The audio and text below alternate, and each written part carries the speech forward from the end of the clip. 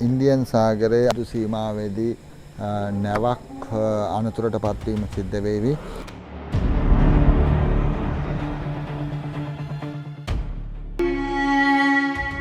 আন্দামান সাগরে অতিরিক্ত যাত্রী বোঝাই একটি ট্রলার ডুবে অন্তত 250 জন রোহিঙ্গা শরণার্থী ও বাংলাদেশি নিখোঁজ হয়েছেন বলে জানিয়েছে জাতিসংঘ শরণার্থী সংস্থা UNHCR ও আন্তর্জাতিক অভিবাসন সংস্থা IOM।